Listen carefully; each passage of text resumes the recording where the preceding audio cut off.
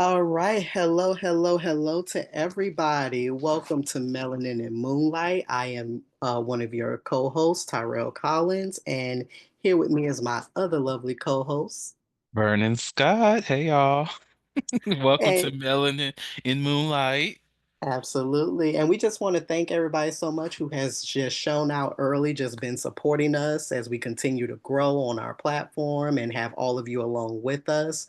We're here, always here to deliver you some good content, some juicy content, some drama to talk about. We know y'all love drama, y'all. Let's not play.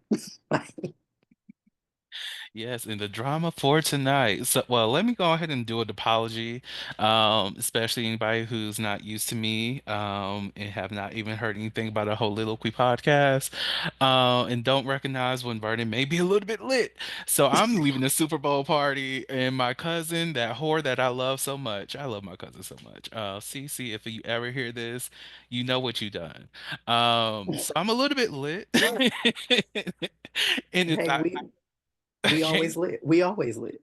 Right, and I can't say it was on purpose because I have a cousin who's like, "Here's your drink," and um, thank you, C, for all the service that you've done to this country because it's hard to say no to somebody who's fought for our country and whatnot. So, yes, I'm going to accept the drink, okay? Out of Yes. respect, okay? Yes. It's like no, like it would be considered just like how it's considered not to eat. It's considered rude not to eat people's food when you're over at their house. Like it's considered Mm, rude not to drink. Like now, okay. we don't want to discount for anybody that obviously is like a recovering alcoholic or anything like that, which you shouldn't be drinking anyway. So like no, Facts, don't do facts. that anyway. But still, it's kind of like it's considered rude not to indulge. Like Yes, yes. So, I just partake in the festivities. And the festivities were festivitying, okay? yeah, Good food, good drinks. One that was super sweet and the other one that was just right. So I am feeling really good. And before I left this, I was talking about here, take a shot. And I'm like, why? why? Why? You know I'm about to drop up. You know I am about to be teleporting from one place to another. No, Like, don't give me the stuff. Luckily, I know my tolerance and I know her, so I did not drink a lot. So, but anyways, I only stayed to watch the Super Bowl, not the Super Bowl, the halftime show, and I'm so happy I got to see it. Because Kendrick, why do we have to? If I know I'm a petty person and I'm too broke to enact the amount of petty that I know I can, and I'm an educational petty at that too. I yes. Yeah, this it's kind of like if we gonna be petty, like let's be a sophisticated, educated kind of petty. Like, Yes. yeah. Like if I'm going to do anything, there's a learning lesson in all of this pettiness that you need to like really pick up on. And if you don't, it's just going to keep happening. So like I'm the type I will purchase a school if I had Kendrick's money, I will purchase a school and enact a course just to teach you the lesson that you need to learn because I'm that petty. This mofo knew why people were here. And he teased it. And mind you, wonderful performance in my opinion. I love that he had Sam Jackson as Uncle Sam, because why not? So that was fitting. And then just gave us our life. He, of course, did some songs from Gen X, and that was a good listen. He definitely, I always forget the name of the song, but it's the one where he samples Luther. He did that, Mhm. which gave me my life. And then, of course, he gave the complete United States what we wanted in terms of the pettiness. And I was just Yes. like, yes, sir. Yes. Have It's like it. look, if anything, we salute Kendrick. Like, Yes. that's who we should salute. Like, he brought rap beef to the Super Bowl and had the audience saying A minor. It hurts. Yeah. It's like we know who the song is about, and of course he did mention Drake's name. The fact this man said because people like to sue, I was just So, like, yeah. I'm But done just with this. yes, but you see, that goes to artistry. That goes to like what you're able to do with your art when you are able to diss sophisticatedly. Mm, So you don't have to mention people name. If you know and you understand the assignment, then you just do it. You don't need to explain things. you really do not. I was just like. This is a stage where millions of people who already know the beef are looking here just to watch Hmm. that. And it's introducing a new audience as well who has no idea who Kendrick is, but may Right. know exactly who Drake is. And they're just like, wait, what is this thing that is Thing. Drake and the Kendrick Lamar? And Yeah. now, oh. It's wonderful. It's truly wonderful. To relive that moment, I might end up watching the clip again. And I'm so for those who are listening, I don't want y'all to get me wrong and think that I watch the Super Bowl every single year because I do not. I do enjoy a Super Bowl party, but that's usually for the food. Haven't been to a Super Bowl party in like 5, 6 years, so this has literally been the first one in such a long time. And this is the first Super Bowl halftime show I actively wanted to watch Mm. since was it Madonna's? Because I was hoping that they'll do 4 minutes and they Okay. didn't do it because fuck Justin Timberlake and what he did. Um Always fuck him. Like you, yeah. If anybody knows on this, platform, I am a Janet stan, so I don't need to go into the history. You know why I hate Justin Timberlake. Enough exactly. said. Enough said. That's all that Enough needs to be said. said. And I've been wanting to hear somebody like a HBCU band specifically Mm, do 4 minutes because that's like the perfect band song in my mm. eyes.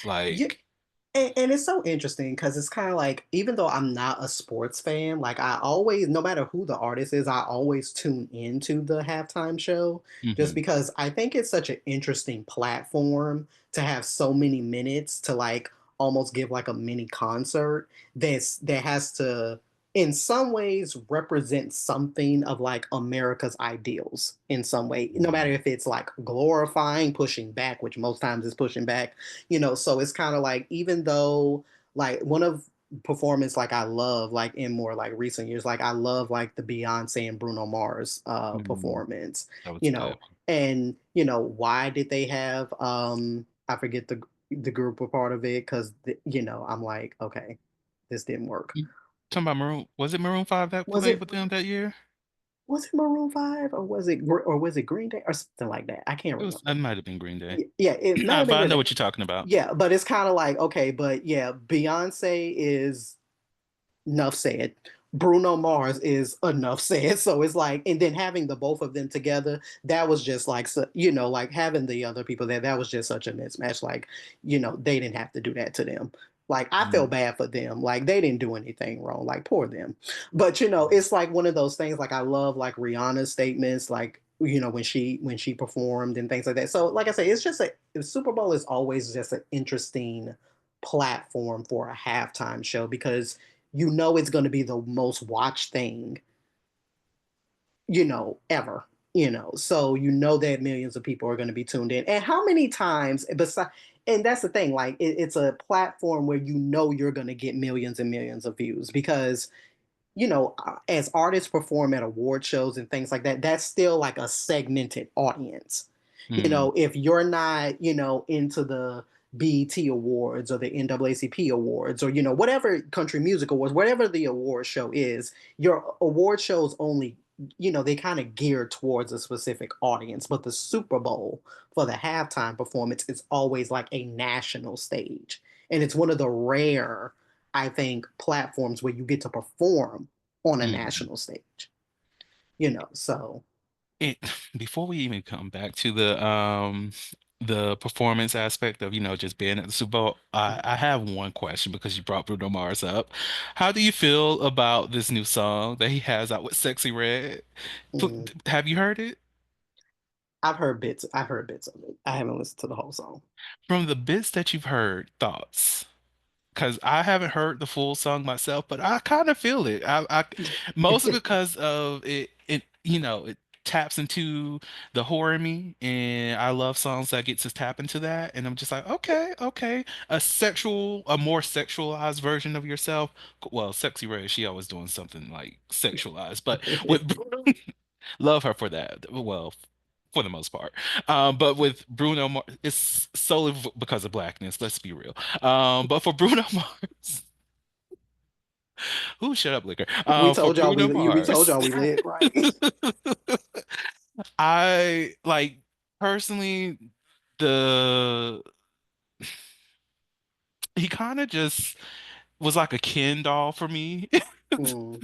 So it wasn't like he was something that gave me, oh, this guy's so sexy, so attractive. I guess cute would be the most that I would give it. But it's like this, I was like, okay, spicy, spicy Bruno, I'm here for it. Yeah, the parts that that I did listen to, like I like I felt it. I'm like, okay, because to me, I think it's one of those things where, especially speaking to people's artistry, you can never, obviously you are never going to have a place where you're pleasing everybody. It's kind of Mhm. like if you do something that's regimented that people know you for, that's good because you're always going to have views, you're always going to have sales and stuff like that. But then you're trying to move forward in your artistry, and so you're trying to appease those people who also want you to do something new as well. Mhm. But then the moment you try something new, it's not supported. And I Yep. think that's with any artist's platform, no matter if you're a musician, actor, or whatever. It's always one of those things where you can never please yeah, you're never going to please everybody. The moment you try to step out the box and try to do something innovative or do something that's new or what have you, you're always going to have those like fans that are not going to appreciate, that are not going to like it, who just want you to stick in that box. So I guess like yeah, I felt it. I was like, okay, you tapping into, something that is a little different. But like Bruno to me has always been an artist that has done that in some sort of capacity. Like even though he has like this, uptown like pop and funk, kind of thing that he Mhm. does. It is kind of interesting, like to see him, like you say, like kind of move into like that sexy that's not like the pop aspect of it, but it's Yeah. getting into a little bit of a different, kind of territory. So, appreciate that for him. He trying something. Yeah, and I think that we really, as a culture, we need to really start embracing the differences. Like even when Um, oh, not Frank Ocean. Where's my mind going? Outkast, what? Andre 3000. There we go. You see how I Mhm. had to make that work. Uh, with Andre 3000 when he came out with his recent album with the flutes and people just going at him all about, "Oh my God, why would you do this?" And it was actually a phenomenal album. I listened to it. I Mhm. like instrumentals myself. It's a good album to like relax to and just play in the background, doing whatever you want to do, or just for self-care purposes and just, center yourself. It is very relaxing. But so Mhm. many people just wanted him to stick to a mold that they know. And Yeah. I get like honest critique of something, but if your desire is to just tear it down before engaging with it or giving it honest effort, then you're trying to keep this specific artist in this box where they don't really belong there. Like you Right. prevent people from growing by not allowing them that space to do something new, do something different. Like, yeah, I have my own. Just to go with Beyonce, for an example, like I have my own critiques about her, especially when it comes to the acting realm. But at the same time, I've seen her act very well in different shows, and her branching out Mhm. into different categories as well is helping Yeah. her at her full artistry. I'm kind of excited for people to see what she brings at this new tour that she got going on. Am I Ex- going to go? Probably not. I kind of want to just for the experience and hear her do Jolene live. mhm. But that's about it. Oh, and Ye- Bluebirds. But other Yeah. than that, Yeah, that's always been my thing. Like, no matter if you like an artist or not, I just don't understand why we have to get into this aspect of just diminishing people's light. Like, no right. matter how big people are on a platform, no matter how much you may think certain people are overrated or whatever, it's like if they are doing something positive with their artistry, if they're trying to, give a good message, if they're trying to, help you see something differently, it's like, who cares really whether or not you like them? Like, still, like, if you don't like, that goes back to how our parents used to tell, like, if you don't have anything nice to say, don't say anything at all. Like, Right. not everything you think needs to be posted or That needs to just be out there for the world. Now, if you're somebody's asking you your personal opinion, yeah, that's different. But it's like, no matter if you are a Bruno Mars fan, a Beyonce fan, a Kendrick fan, no matter what type of fan you are, even if you're not, it's like don't diminish people's life though. Like you don't have to be Mm, a fan. Nobody is saying that, that you part. know, but to get online to spew, hate or whatever because they're trying something with their artistry. And fact check, it was Coldplay. Who Oh, performed? thank Yeah, you. it was Thank Coldplay. you. Yeah, See, for all of our listeners who be like, y'all be having it wrong. Listen, we gonna get things wrong, y'all, sometimes, but we gonna fact check before we end the before okay. we end the show. We gonna fact check because we don't want to get just whole things wrong. But y'all see where we were going. Right, But yeah, right. but it's And kind still of forgot like about yeah, them. exactly. So yeah, exactly. Because it's kind of like the way that the articles, wrote about it is like, oh, Beyonce, Bruno Mars crashed the Super Bowl performance. That's literally Indeed. how all the articles kind of like talked about the performance because it's kind of like, I'm sorry, but Coldplay who? Like so. And listen, it's nothing against Coldplay. For all of our Coldplay fans, we are not saying that. I actually liked a couple songs by Coldplay back in the day. Like Coldplay is still dope, but I'm just saying, given the context, I'm an educator, y'all. I talk about the rhetorical situation all the time. If you don't know what it is, look it up. You can quickly Google it. Fitting the set and the circumstances, they just did not fit. That's all Okay. I'm gonna say. But it's Yeah. not to take anything away. Yeah, that's like if we both give out an award at the Grammys, people just like, who the fuck are these two people? And then Exactly. right following us is somebody that's more popular. You're just gonna be like, oh, okay. Exactly. And you're not gonna even remember that Tyrell and I was there. Because we were Yeah. there. I'm joking, we weren't. No, like we will. Right.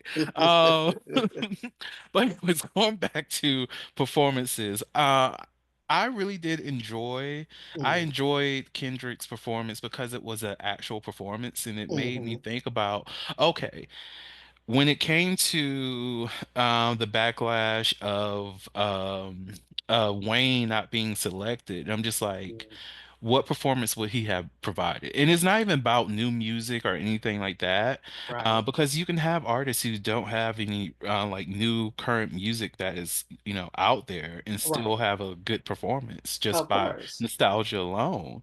Mm, But it's more so like, is he going to be all out there? And I remember seeing Wayne's performances in the past, and it's not that they weren't giving life, it was just excitement just because Wayne is here. right. But you cannot do that for an extended period of time. You can do that under like 3 minutes. Like I was hoping Mm, that somewhere within Kendrick's performance that Millie just came out of nowhere. Like and mm. Wayne pops out, do a couple of verses, and that's about it. It didn't happen, of course, but I would not have really, I cannot conceptualize a full performance by Wayne. I Mhm, cannot really conceptualize a full performance by most rappers, to be real, mm. other than female rappers because they tear the stage up for the most Yeah. part. Yeah. And if it's not an R&B artist, I just don't see a performance happening. Right. For especially when we're talking about the male category. Now, Right.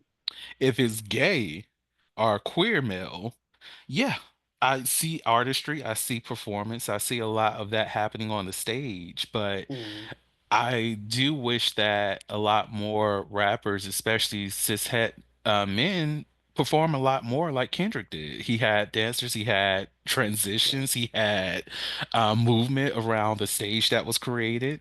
He Yeah. had different parts. Again, he had Samuel L. Jackson being Uncle Sam. He Yeah. had Being Uncle Sam. Yeah. message to deliver for us today, and I love that. Yeah, and that's the thing, like, even like for somebody like myself who like I love and respect the artistry that Kendrick, has, like I don't necessarily like follow, his music too much, but Hmm. what I did love about the performance was that I just love like the production quality of it. Like it was something that wasn't too overdone. Like Hmm. sometimes I feel like when you're on a national stage, such as like for the halftime show, like you have like a lot of gimmicks that can be like distracting like to your Hmm. artistry. And so what I loved about it was that, like you were saying, like, oh, like I wonder what would have happened like if he had brought out Wayne for this part or, so and so for this part. And to me, it's kind of like what I think that that did though for like the production value though is that it kept the focus on him. Hmm. So it's kind of like I appreciated that because it wasn't something that was like overdone. So when we talk about memorable performances, that's what makes me remember, the nature of his performance because it wasn't something that was, in my opinion, just overdone, overproduced, or, it's kind of like, okay, we kind of like losing the message here, or, whatever. Mhm. It was a very good story. Like the storytelling of the performance Yes. was clean. Yes. Yes. So yeah. I have to say it was I enjoyed it. Now I kind of in the realm of performances, because I do not watch the Grammys at all. Mm, And I kind same. of wish that I watched it this past year because I've been hearing nothing but, well, this year, so the one that happened last week. Because I've been hearing nothing but great things about it. I heard that was one of the best Yeah. performances throughout, for everyone who performed. Mm. It was just a overall great show.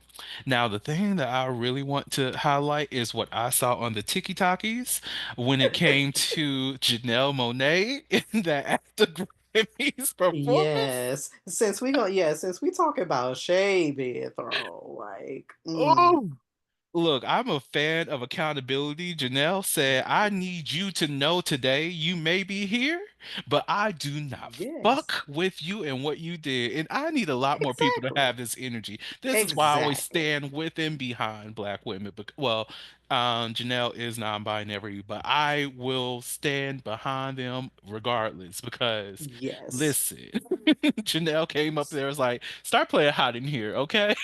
Yeah. So I was agree. if anybody is not, familiar for what we're talking about, just to give a little bit of context. So at the Grammys after party, Janelle delivered, some shots in direction of Nelly after he performed at the occupant of the White House, because I refuse to say his name, the occupant of the White House's inauguration. So she apparently, Janelle apparently linked up with, I think, Anderson Pack, Yes. yeah, who won a Grammy Award alongside, like, I think his No Worries partner Knowledge.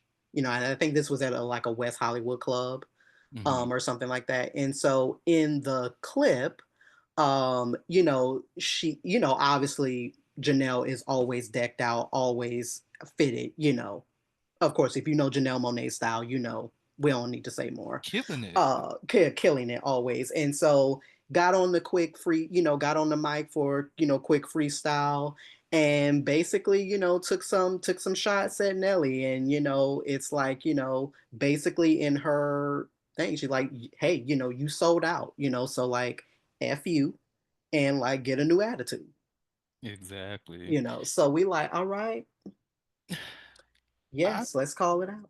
I love this, and I hope this season of accountability continues and it extends outside of Black film and Black queer, Mhm. and really is something that exists in the mainstream because it's like, Mm.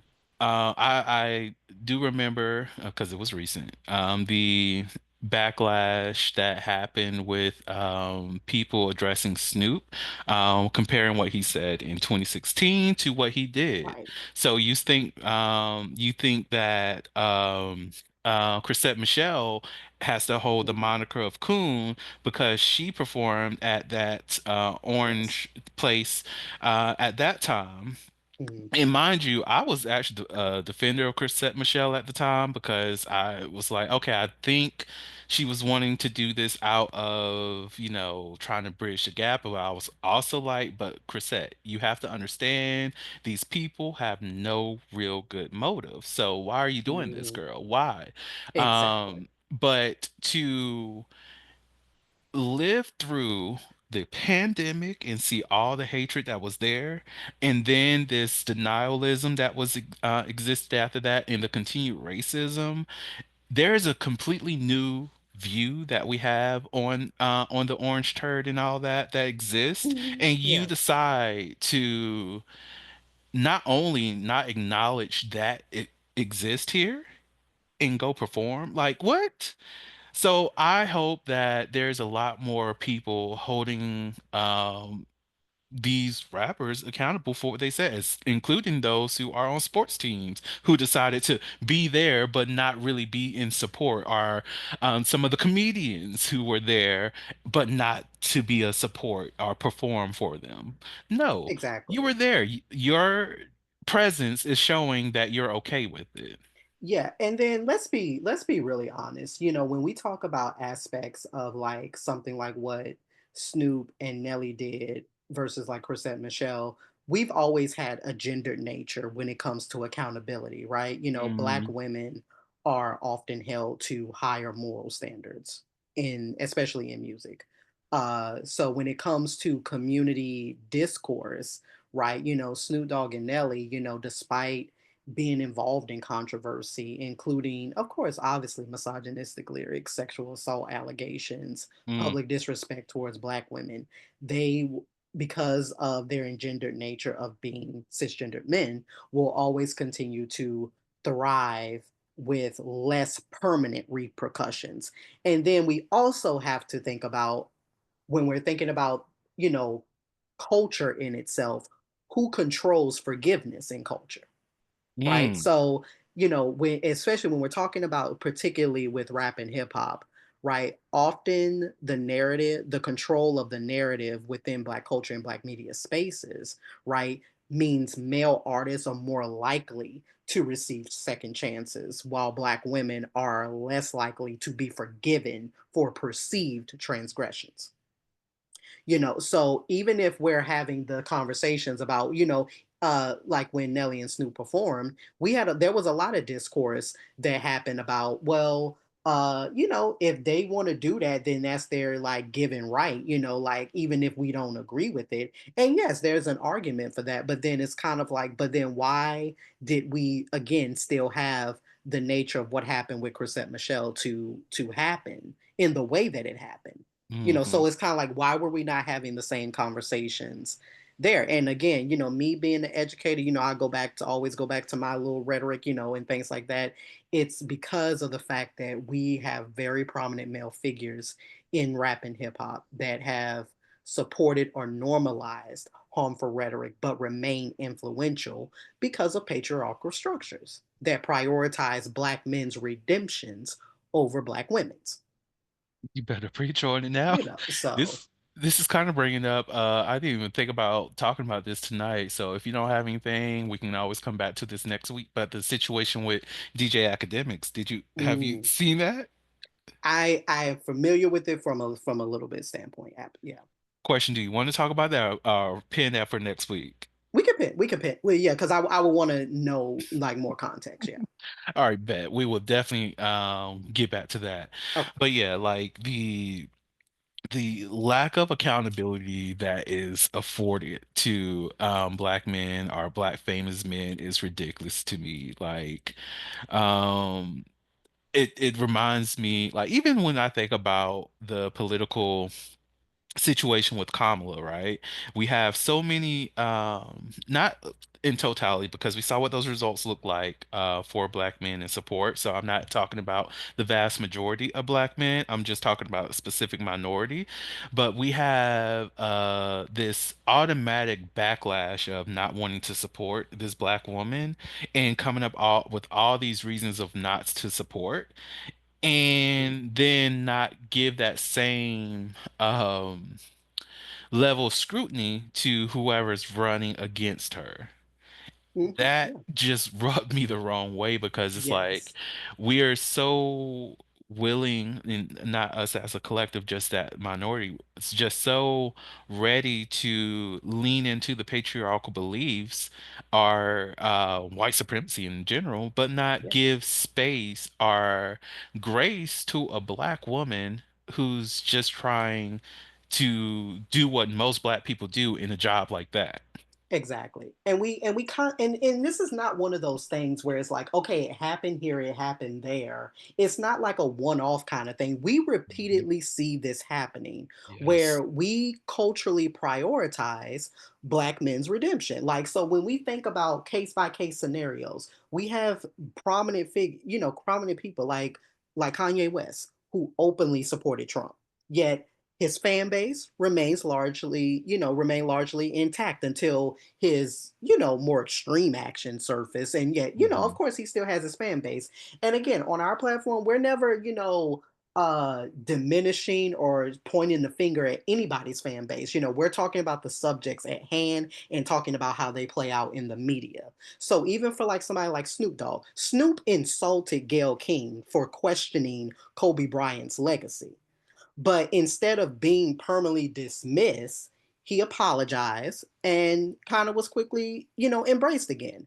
However, we have things like what happened with Chrisette Michelle. By contrast, she struggled for years Mhm. to regain footing in the industry, despite also apologizing and expressing regret. So this double standard, where Black men are in ways given space to grow, and this narrative of Black women being permanently punished, it's like and I think it stems from the fact that the notions of the strong Black woman, the Black woman being the gatekeeper for cultural, kind of accountability. It's kind of like when Black women deviate from expectations, it's Mhm. always going to face greater punishment because they're seen as the cultural betrayers. We can think Mhm. of another example, like the Megan the Stallion working with Ooh, Tory Lanez. you got me. Like exactly. So we have all these case scenarios where we can't say like this is a one-off conversation. It's a one-off Mhm. conversation. Oh, this happened in an isolated moment.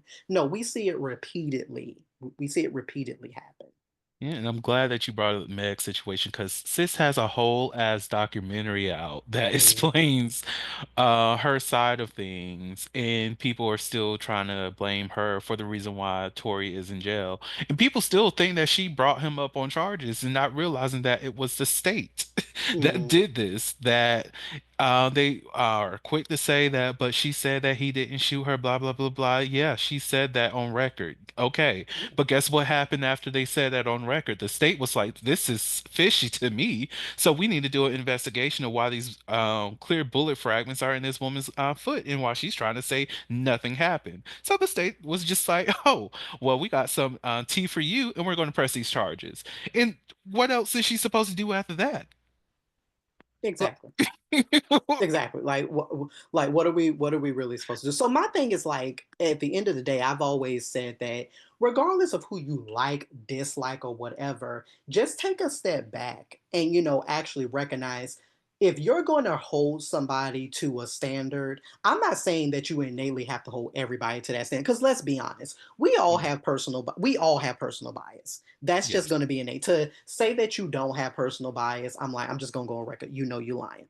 So, like, let's not do that. We know we hold certain people to higher standards than others, but don't let the aspect of this person's a cis man or this person's a cis woman or this person's a Black man or a Black woman hold you to now, oh, okay, this man has done this, but like, oh, yeah, it's cool, it's all right. But then you don't have that same kind of forgiveness or you won't like let that slide because it's Mhm. a Black woman, even though situations tend to be different and we base all of our opinions and judgments based on the situation.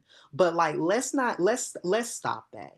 In order for us to have growth, we have to get away, which I think we have to get away from the ideas of like cancel culture, which we don't really talk about, like too much anymore because we have known that that's been kind of played out for a minute because like you can't really cancel people. What does canceling actually look like? What is it supposed to actually do? So I'm glad we're not necessarily in the space of having those conversations anymore, but at some point we do have to come together as a community and really have a kind of reckoning with ourselves about what does it mean to hold our people accountable for what it is that they do without diminishing their entire artistry, allowing people to grow, to ask for forgiveness when they mess up. Because guess what? At the end of the day, artists are just like anybody else. They're human beings. They're people.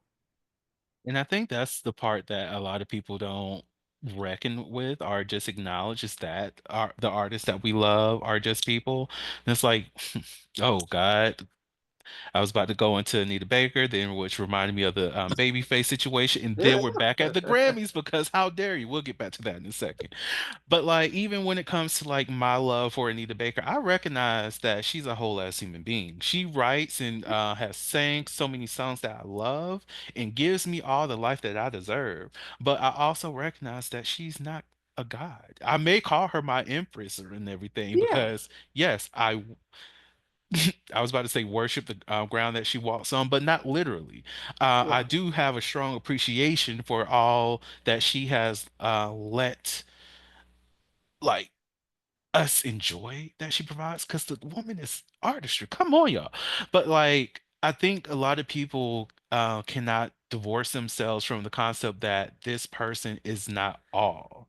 Like, you right, can be a fan of this person and then also recognize where they don't do so well.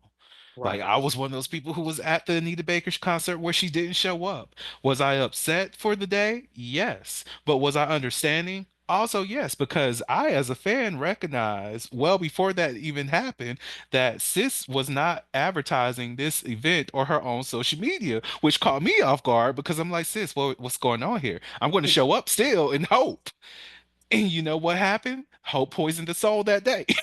Yeah, and even just looking at like when because when you're a fan, of course, like there are a lot of aspects that you justify or you excuse. Because I mean, even like somebody as Hmm. coveted as Anita Baker is like for all the problematic things that has come up with like what she does, like for like with her shows, what she's like done in the past, and then now, and also what also kills me now is that when people in interviews like when they want to like bring up like I remember like there was an interview that happened like maybe some months ago or something where they interviewed like Gladys Knight and they wanted her to talk about whether or not like Diana Ross got them kicked off the tour like it got them kicked off their tour when they opened for them and like Gladys she is always just on it she's always on it it's Gladys Knight so it's kind of like the way that she interacted and she responded to the questions. It's kind of like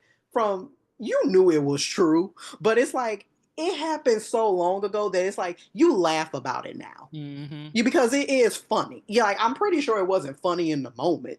like, but it's fun. But like it's funny. So it's just one of those things when you are I'm not gonna say ride or die for your artist, but essentially that kind of concept. It's like there are certain things you are going to, justify, excuse. I think Hmm. as whatever your moral compass or your moral center is, it's not until that person crosses it that you will see, like, okay, no. Just like how we have the conversations about R. Kelly, right? Yes, for Hmm. everything that has come out, from everything that was known, like horrible.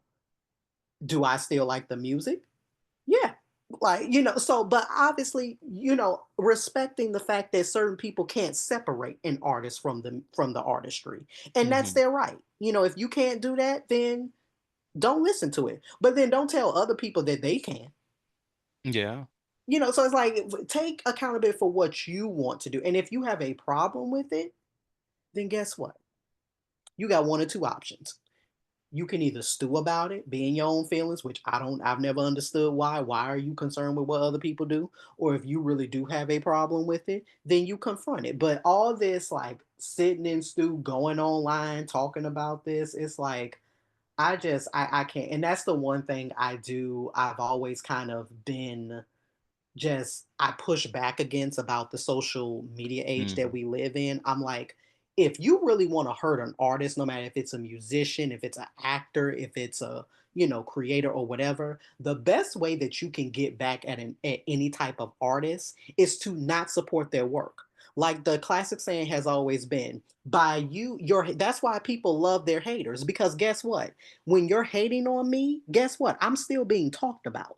Right. So that's not really accomplishing anything. You going online spilling hate or dislike for this one, get that one. Guess what? You're still keeping their name in your mouth. So it still makes them relevant. The best way to clap back or hit back at an artist, don't support them. Don't go to their shows. Don't see their movies. Don't spend not one of your dime talking about them or waste your breath talking about them because guess what? The worst thing for an artist is to be anonymous and be in anonymity. Amen. And I think that's a lot of people struggle with that, knowing, like having the ownership of their own self when it comes to these Mm, conversations, wanting to fit into the, I guess, the group think of it all. mm, That, yeah, by being an outcast, it is what it is. Some people mm, find glory in that. That's why we have the supporters of the 45. They love being an outcast so much that they, latched onto that. That's their personal prerogative. But like, you can like things that other people don't like, and it's okay. You don't have to really beat yourself up or try to convince people to like the thing that you like. It's just the way that the world operates. If, like you said, if you want to support this specific artist, do that and live in it, have ownership of that and be great. And it is what it is. Like, mhm. I don't know how many artists that I just don't fuck with, don't listen to their things, don't Yeah, support their things because I just don't care. Like, I don't even talk about Kanye like that, but I haven't listened to a Kanye song since Through the Wire. And granted, I didn't like it at that time for mhm, petty reasons. But at the same time, there wasn't anything I ever heard from him that really, well, there was a few things that I've heard that, oh, I really did appreciate this one song or whatever, but it's not something that I'm trying to find all his music. I'm trying to really support, I'm trying to go to his concerts, I'm trying to buy his merchandise because I don't care. Like, exactly. people adopt that I don't care mentality, your life is going to go so far. Like, Exactly. live your And life. here's a special note for people who are out there. You have no idea about when you don't care or when you don't really allow things to really get under your skin. And I'm not talking about that fake pretense where it's like you saying you don't care, but in You secret really do. you really do. I'm talking about when you really just don't give a fuck. Like you really don't know how much that actually helps your health. Like I tell people all the time, like you have no idea how good it is for your health when you mind your own damn business. Ugh, Jesus. Oh my God. And You therapy know, works, y'all. Therapy it works. does, it does. But yeah, but just kind of wrapping up the whole like Janelle Monae thing. I think what I think it served to do three things that moment of, the aspect of Nelly. I think one, it's a simple, bold artistic expression because like she used an impromptu freestyle on his song. Obviously, we know one of his main hit songs is Hiding Here, altering the lyrics to express her disapproval. And what I liked is that she pointed it inward. She didn't say like we used to rock with Nell, we used to she said I. Mm, She spoke from the I. I used to like Nelly, but then he performed for, like I say, I don't say his name. But, it's one of those things where she's showcasing her willingness to use her artistry to convey a strong political message. She's highlighting accountability, holding artists accountable for their choices, especially when those choices are perceived as supporting figures or policies that harm the very communities in which you are a president of. So by publicly calling him out, it's like advocating for social justice and the potential consequences of those actions, as seen contrary to, you know, values that, you have, kind of rapped about, and things like that. So it's kind of like, okay, what are we doing here? hmm So it's like everything that she did, even though we may consider it to be a diss or like her putting him on blast or whatever, it's really sparking moments like that spark a broader conversation about what does it mean to hold people responsible in a political context.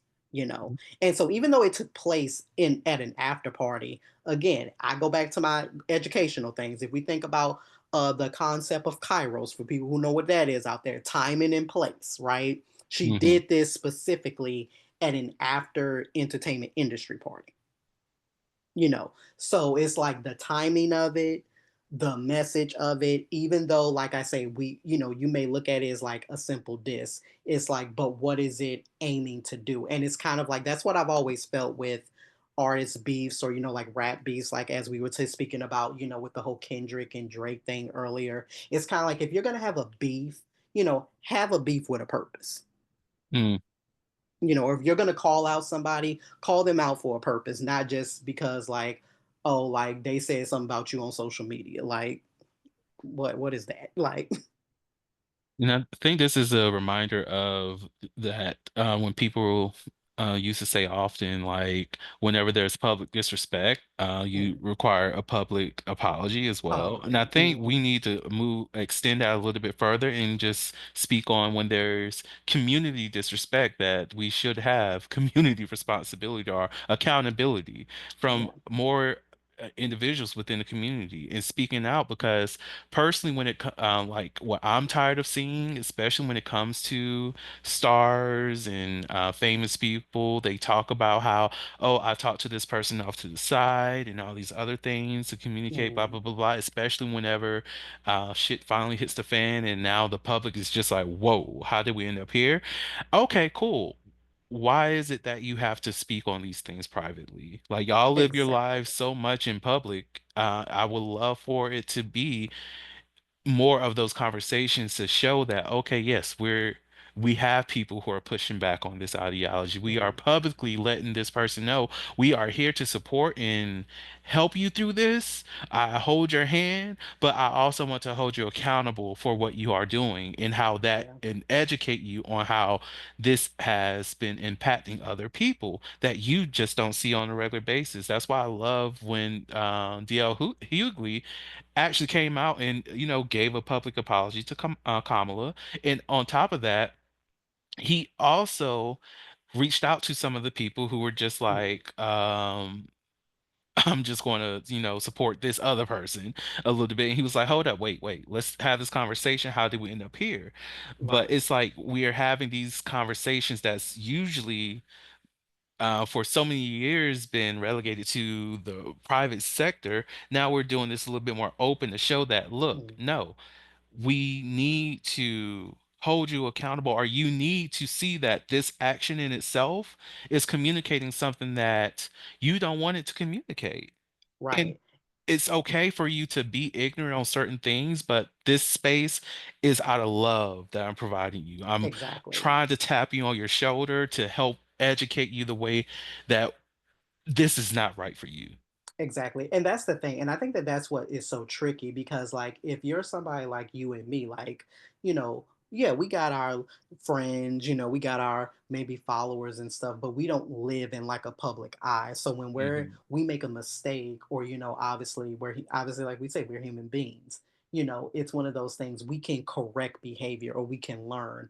The hardest thing I think about for celebrities, and that's why my heart has always gone out to like children who grow up in the spotlight, because when you grow up in the spotlight, or when you're always held to different standards because you have so many people who are looking up to you, and Hmm. things like that. And again, we can have a whole conversation about the idolization of celebrities, like you had made mention earlier, putting celebrities like on this heroic platform, or whatever.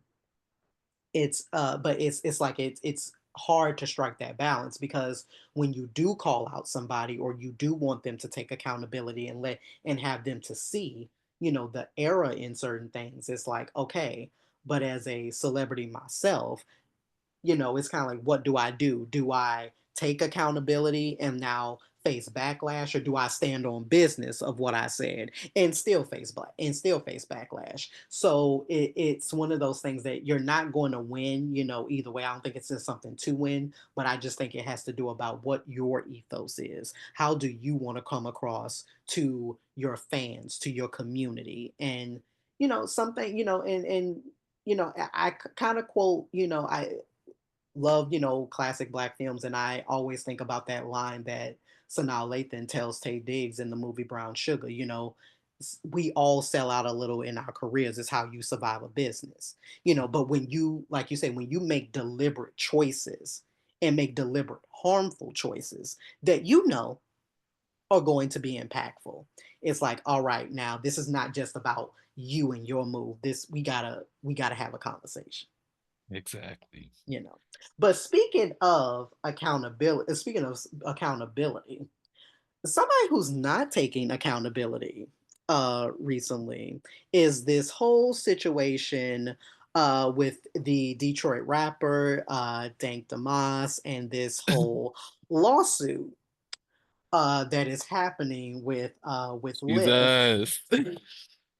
You know, the more that this story unfolds, Oh, I cannot even hear Detroit without thinking about mm, T.S. Madison calling Detroit. Uh, yeah, child, I I feel for her. I hear her and I understand. In terms of accessibility and accommodations, I'm with you, sis. mm, But we also have to think about the circumstances that we are in. I'm a mhm, plus size person, love it for myself and everything, and I love it for you too, sis, because you look beautiful. You're a gorgeous woman. But to think that this person has to provide a space for you because of your size, come on. The car in itself yeah, is already pretty low. And exactly. I even worry about that whenever I get into a low riding car because I just like, look, I don't want to be in a position where we hit a bump and I hear a scrape at the bottom. Now I'm feeling self-conscious about my weight and I don't like to be in that Mhm, space. yeah, So even when it comes to me ordering Uber or something, I always go XL, hoping that it's an SUV or something of that nature so I can just sit in there comfortably without mhm, even having to think about my weight and how it may be weighing on the car. Even when I had a sedan, I even mhm, thought about, okay, look, I'm over here at my 200 plus, 300 plus pounds, and I could, fit some other people up in this motherfucker, but we have a weight limit in total. So the yeah, skinny bennies might be riding with me today, and my plus sizes can be just me and you up in this motherfucker. It's not going to be all of us going here with the thighs. Not today, yeah, okay? and that's what this story has. Like I say, it's kind of like the lack of, like, for me, accountability. So, like, just to contextualize a little bit for anybody Hmm. that's unfamiliar with this story. So, um, she's a Detroit, based rapper. Professionally known as Dank Damas, right? So she filed a lawsuit against the rideshare company Lyft, alleging that the driver refused her service due to her weight. So, like, I think that this incident happened around, like, I want to say, like, a little bit after MLK Day, like around like January 18th, something like that. Hmm. So she requested a ride to, I think it was like a Detroit like Lions like watch party or something. And upon arrival, the driver reportedly told her that she wouldn't fit in his I think it was, what, a sedan? Yeah. I think it was. And his tires couldn't handle like her weight, suggesting like she order a larger, more expensive Lyft XL vehicle instead. So she captured the, exchange on video and things like that. And of course, like, it went viral on social media. So she filed like a civil lawsuit against Lyft and then the driver in like a Michigan's, like circuit court, citing like discrimination. And so, like, her lawyer has like emphasized that weight is a protected characteristic under Michigan law, so making the driver's refusal illegal. So, like, she is seeking damages for like stress, humiliation, emotional distress, all those things that, people sue for. You know. So yeah, I mean, but to me, like, this does bring up a kind of broader, kind of societal issue that, we Hmm. tend to talk about, like discrimination against larger body individuals, right? So, that pervasive stigma. Obviously we know through countless research that indicates individuals who have a higher body weight frequently obviously face stereotypes, and Hmm. that can result in unfair treatment and discrimination. However, when this case, came out, I'm like you said, I'm thinking like, sis, like, you're only thinking about you in this capacity, like, and especially because when you're ordering a rideshare service, this is not like Lyft's vehicle. This is this person's personal vehicle. Hmm. So let's just think about the scenario for a minute. If for any reason that vehicle was to get into some sort of accident, not to say that her weight would be a cause, but it could be a factor of it, you know, and let's just even picture that. Now we have a I was about to say, so I was about to do a play on words and then I was like, no, that's not right. we would we I would want it. have Yeah, I want I was just gonna say we would have a larger issue. issue. It wasn't even intentional. I swear, y'all, it wasn't intentional. It's worth it. But no, it's like, I'm like a you horrible say, person. in a certain capacity, like you say, I do feel for what's Mhm. happening. But then I think what adds insult to injury is because like she's like this, like, I'm not gonna say up and coming rapper, but it's kind of like now her story is always gonna be linked to, oh, like she's this rapper. So like, is she really just like doing this lawsuit for clout? Is she trying to get more exposure and things like that? So it's sad that now that's the narrative, but I'm like, but you're the one that put this narrative out there. Yeah, and I personally don't want anybody to get either was wrong. And it's like there's merit to this lawsuit because, like I mentioned earlier, accessibility and Mm, accommodations is something that is needed. Because I even think about, well, it was until this situation itself, like, yeah, the plus size thing is something that I do think about when it comes to rideshare and trying to make sure I get a vehicle that is comfortable for me. mhm, But outside of that, I now started to think about, okay, what about those people who need services through Lyft mm, or Uber and they're in a wheelchair, or there's some other kind of yeah, disability that they may have, and there's no option for those individuals through these apps to find a ride.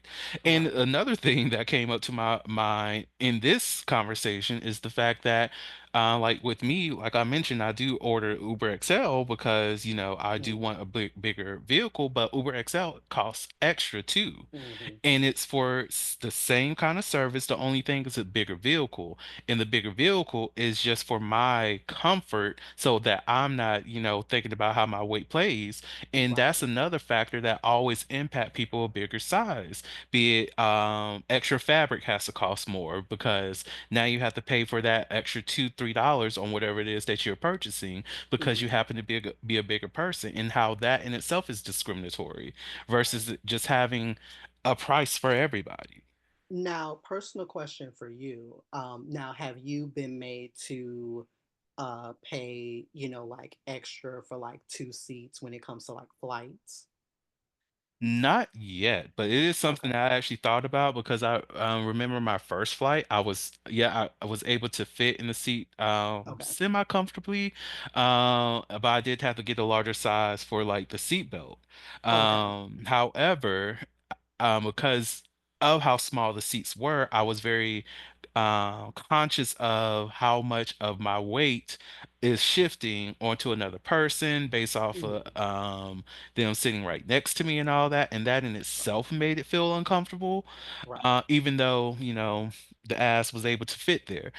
Mhm. But just to have less of that worry, I see the value in purchasing that extra seat or Mhm. sitting in the comfort seating close to the front because Right. now my ass is just like, yeah, I'm just going to sit in the comfort if I can afford it. If not, I'll drive. Right. Right. Yeah, because I think about like, like, of course, like I think there is inherently obviously something discriminatory in it, but I also think about like the protections that go along as well. Mm, So I always kind of view issues like this in like twofold, because I can only imagine when you are, if you are a larger body person, and the self-consciousness that comes with, because it's like I'm already, you know my body is already on display. And like, mhm, and for anybody that is familiar with myself and my work, one of the authors that I talk about like in my dissertation research,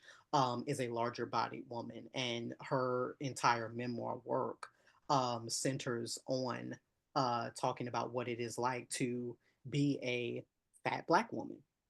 So I'm just going to put that work out there as well, just always a shameless plug in. If you're ever interested in reading Roxane Gay's Hunger, a Memoir of My Body, definitely check it out. It's a great read.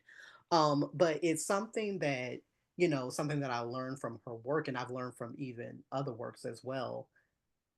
Being larger body, it's like your body is already on display, and then the mental aspects of how that gets also played out as well. It's like, okay, I am, too big for this space, and then I am not small enough for this space. And it's kind of, again, so it's kind of like just your body is always subject to criticism, for things that you can and cannot do. And, I'm not here to make the argument about whether or not certain things are obviously genetic, if certain, life, situations happen. That's not for me to speak on.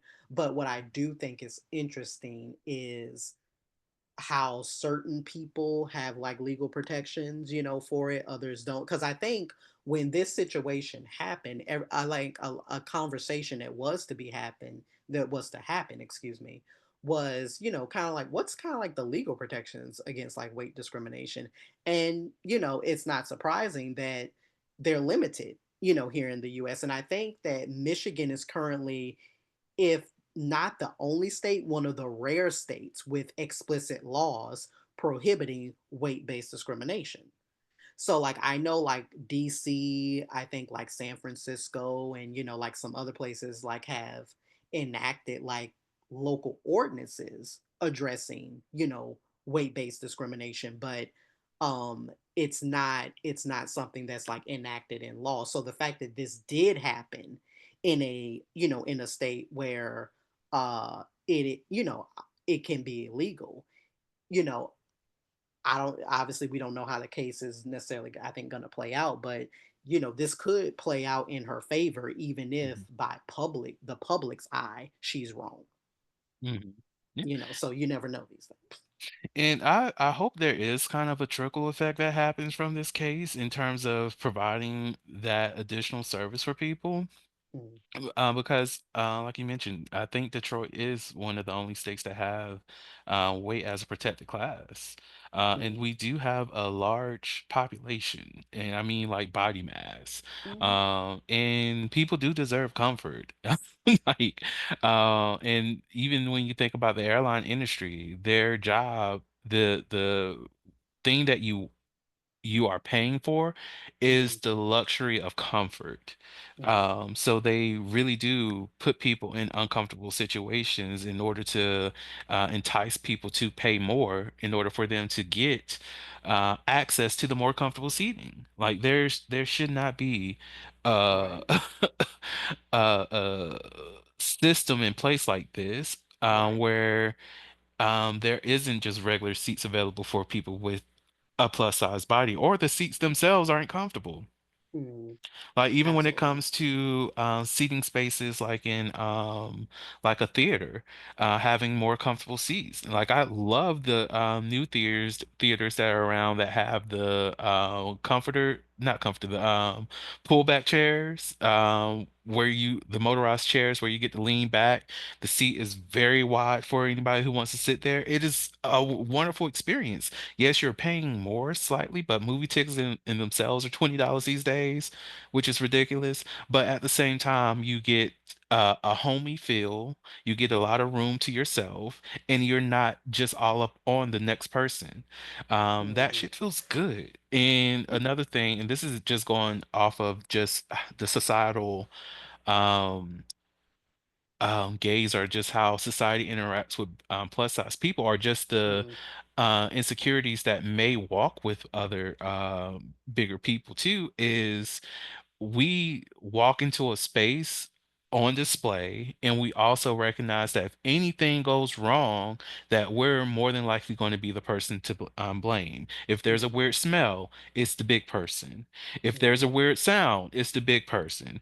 If mm, there's somebody stomping their feet and you're on the second floor or something, they're going to automatically come to the big person and not recognizing somebody else has heavy ass feet. So we occupy these spaces knowing that there's a high chance that the blame is going to be put on us for something that we're not even responsible for.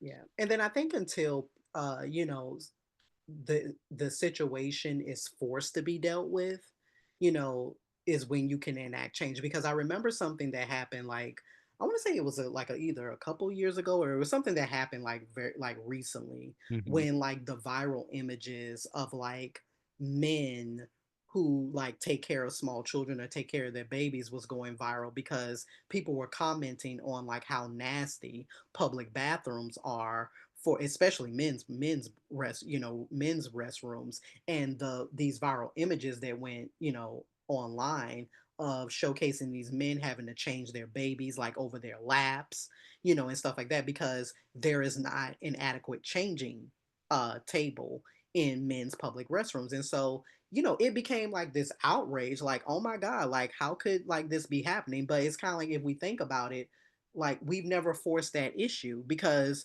we have had a society where we don't see men as primary caregivers and things like that. So it wasn't until that happened that it forced legislation and force lawmakers to like no, like we have to confront this, like there should at least be one changing stall in men's restrooms, but to actually have more spaces where you actually have maybe family Hmm. restrooms and just things like that. So I've always thought like with cases like this there is always, I think, alternative solutions for comfort in inclusivity, because for me and my personal just kind of beliefs, like I for one don't think that you know um people should, larger body individuals should be charged more because of their body size and just things like that. So I've often always thought like, and again I'm speaking from a very personal point of view, I have no idea logistically how this would work or anything like that, but I think that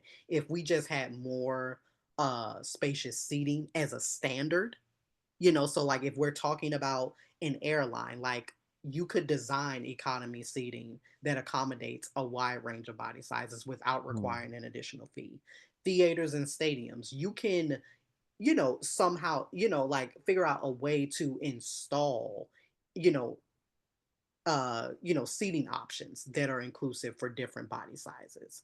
Armrests, seat belt, like you say, seat belt extenders, just all these types of, aspects that could be thought about that can expand comfortability and inclusivity and not have it to be something like, oh, like, oh, because I've had to do this, now I need to charge extra for it, Right. you know.